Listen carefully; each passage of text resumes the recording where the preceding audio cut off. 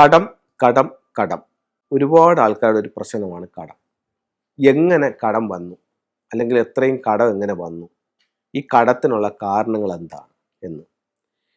ഇത് ഒരു വ്യക്തിക്ക് പലതരത്തിൽ കടങ്ങൾ വരാം. ഒന്ന്, നമുക്ക് അറിവില്ലാത്തൊരു ബിസിനസ് ചെയ്തു, അല്ലെങ്കിൽ ബിസിനസ് വിജയിക്കാത്തൊരു സ്ഥലത്ത് കൊണ്ടുപോയി നമ്മൾ ബിസിനസ് ഇട്ടു, ബിസിനസ്സിൽ കൂടെ ഉണ്ടായിരുന്ന പാർട്ട്ണർ നമ്മളെ പറ്റിച്ചു. അങ്ങനെ പല രീതിയിലും നമുക്ക് കടങ്ങൾ വരാം. ഇതിൽ ഞാൻ പറയുന്ന ഈ കടം നിങ്ങളുടെ വീടിൻ്റെ വാസ്തുപ്രകാരം വന്നതാണോ ഇല്ലയോ എന്ന് നിങ്ങളൊന്ന് പരിശോധിക്കണം. കാരണം വീടിൻ്റെ വാസ്തുദോഷം കൊണ്ട് കടബാധ്യത ഉണ്ടാകാം. ഇനി അത് എന്തുകൊണ്ടാണ്, എങ്ങനെയൊക്കെയാണെന്നുള്ളത് പറയാം. ഒന്ന്, നിങ്ങളുടെ വീടിൻ്റെ തെക്ക് കിഴക്ക് ഭാഗം, അതായത് സൗത്ത് ഈസ്റ്റ് ഭാഗം, ഇത് നിങ്ങളുടെ സമ്പത്തിൻ്റെ ദിക്കായി ചൈനീസ് വാസ്തുകലയായ ഫെങ്ഷുയിൽ പറയുന്നുണ്ട്. ഈ ദിക്കിൽ നിങ്ങൾക്ക് ഒരു സെപ്റ്റിക് ടാങ്കോ വേസ്റ്റ് വാട്ടറിൻ്റെ കുഴിയോ അതല്ലെങ്കിൽ കിണറോ ബോർവെല്ലോ ടോയ്ലറ്റോ വന്നാൽ, അല്ലെങ്കിൽ ആ ഭാഗം വീടിൻ്റെ നിർമ്മിതിയിൽ സ്ക്വയറോ റെക്ടാങ്കിൾ ഷേപ്പിലോ കിട്ടാതെ ആ ഭാഗം മിസ്സിങ് വന്നാൽ നിങ്ങൾക്ക് കടബാധ്യത ഉണ്ടാകും. ഇന്നലെ എൻ്റെ രാത്രി ഒരാൾ വിളിച്ചിട്ട് ചോദിച്ചു, സാറേ സൗത്ത് ഈസ്റ്റ് ഭാഗത്ത് സെപ്റ്റിക് ടാങ്ക് വന്നാൽ എന്തെങ്കിലും കുഴപ്പമുണ്ടോ? ഞാൻ ചോദിച്ചു, നിങ്ങൾക്ക് കടമുണ്ടോ? ഉണ്ട്, ഇതാണ് കാരണം. അപ്പോൾ ഈ ഭാഗത്ത് വരുമ്പോൾ ഇതിനുള്ള സാധ്യത വളരെ കൂടുതലാണ്. ഇനി കയ്യിൽ പൈസ നിൽക്കാതിരുന്നാലും കടബാധ്യത ആവും. അപ്പോൾ നമ്മളതിൽ പൈസ വരുന്ന എൻ്റെ ഇരട്ടി നമ്മളതിൽ ചോർന്നോൽ പോയാലും നമുക്ക് കടം ഉണ്ടാവൂലേ?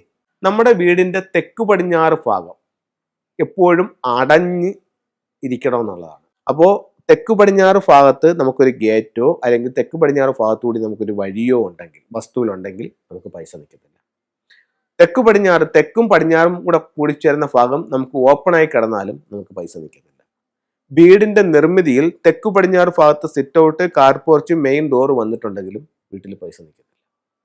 പലരും പറയും അങ്ങനെയൊന്നും വന്നിട്ടില്ല എന്ന് പറയും. പക്ഷെ സൂക്ഷ്മമായി പരിശോധിക്കുമ്പോൾ ഉറപ്പായിട്ടും തെക്ക് പടിഞ്ഞാറ് ഭാഗത്ത് ഇത് ഏതെങ്കിലും വന്നിട്ടുണ്ടാവും, എങ്കിലും പൈസ നിൽക്കത്തില്ല.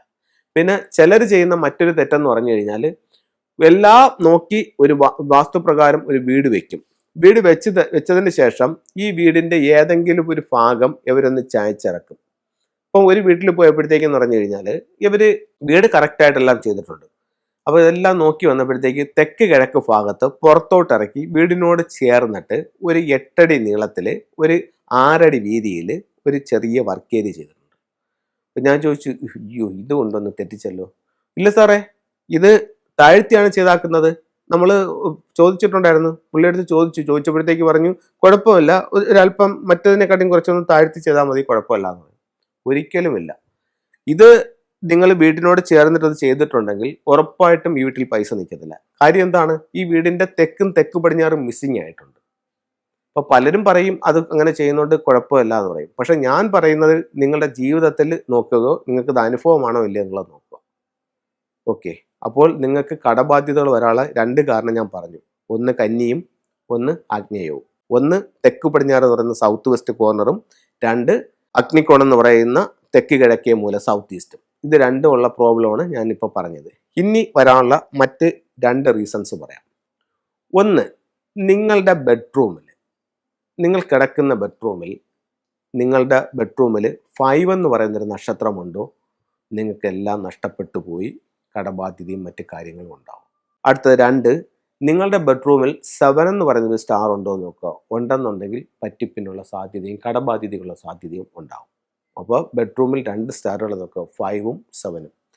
ഇതേ സ്റ്റാർ നിങ്ങളുടെ ബെഡ്റൂമിൽ വന്നിട്ടില്ല, പക്ഷേ നിങ്ങളുടെ എൻട്രൻസിൽ ഇത് 2ഉം വന്നിട്ടുണ്ടോ എന്ന് നോക്കുക. നിങ്ങളുടെ എൻട്രൻസിൽ വന്നിട്ടുണ്ടെങ്കിലും ഇത് നിങ്ങളെ സാരമായ രീതിയിൽ ബാധിക്കും. അപ്പോൾ ഇത്തരം കാര്യങ്ങളൊന്ന് നോക്കുക. ഈ കടത്തിന് കാരണം ഇതാണോ പരിശോധിക്കും. കടം ഇത് വീട്ടിന്റെ വാസ്തുദോഷം കൊണ്ടല്ലാതെ ഒരുപാട് രീതിയിൽ കടം വരാം. പക്ഷെ വാസ്തുദോഷങ്ങൾ കൊണ്ട് ഈ കാരണങ്ങളാൽ കടം വരാനുള്ള സാധ്യതയുണ്ട്. ഇത് നിങ്ങളൊന്ന് പരിശോധിക്കുക, എന്നിട്ട് ബാക്കി കാര്യങ്ങൾ പരിശോധിക്കുക. ഇനി നമുക്ക് ഫെങ്ഷുയുടെ ചില ടൂളുകളിലേക്ക് പോകാം. ഒരു വീടിന്റെ വാസ്തുദോഷങ്ങൾ മാറാനായിട്ട് ഉപയോഗിക്കാവുന്ന 4 അനിമൽസിനെ പറ്റിയാണ് പറയുന്നത്. ഇത് വൈറ്റ് ടൈഗർ, ലിവിങ് റൂമിന്റെ വെസ്റ്റ് ഭാഗത്ത് വെക്കാം. ഇത് ഗ്രീൻ ഡ്രാഗൺ, ലിവിങ് റൂമിന്റെ ഈസ്റ്റ് ഭാഗത്ത് വെക്കാം. ഇത് ടോർട്ടോയ്സ്, ലിവിങ് റൂമിൻ്റെ നോർത്ത് ഭാഗത്ത് വയ്ക്കാം. ഇത് ഫീനിക്സ് ബേർഡ് ലിവിങ് റൂമിൻ്റെ സൗത്തിൽ വയ്ക്കാം. ഇത് ഇൻഗോട്ടാണ്, സ്വർണ്ണക്കട്ടി. ഈ ഷേപ്പിലാണ് നമ്മൾ സ്വർണ്ണ ബിസ്ക്കറ്റൊക്കെ ഉപയോഗിക്കുന്നത് പോലെ ചൈനീസിൽ അവർ ഗോൾഡ് സൂക്ഷിച്ചിരുന്നത്. ഇത് സിട്രിൻ്റെ സ്റ്റോണാണ്. ഇത് വെൽത്തിനെ അട്രാക്ട് ചെയ്യുന്ന നാച്ചുറൽ ആയിട്ടുള്ള സ്റ്റോണാണ്. ഇത് ചൈനീസ് കോയിൻസ് ആണ്, ഗോൾഡും കോപ്പറും. ഗോൾഡ് കോയിൻ നമ്മളിലേക്ക് പൈസ വരാനും കോപ്പർ കോയിൻ ആ പണത്തെ നിലനിർത്താനുമായിട്ട് ചെയ്യുന്നതാണ്. അപ്പോൾ ഇത്തരത്തിലുള്ള കാര്യങ്ങൾ നിങ്ങളൊന്ന് സൂക്ഷിക്കുക. അത് നിങ്ങൾക്ക് കൂടുതൽ വെൽത്ത് കൊണ്ടുവന്ന് തരും. ഇനി ആമമോതിരത്തെ പറ്റി പറയാം. ഇത് ശുദ്ധമായ വെള്ളയിൽ പണിഞ്ഞിരിക്കുന്ന ആമമോതിരമാണ്.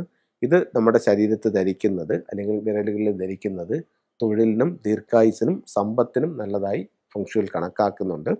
അപ്പോൾ എല്ലാവർക്കും എല്ലാ ഐശ്വര്യങ്ങളും ഉണ്ടാവട്ടെ എന്ന് പ്രാർത്ഥിച്ചുകൊണ്ട് നിർത്തുന്നു. നന്ദി.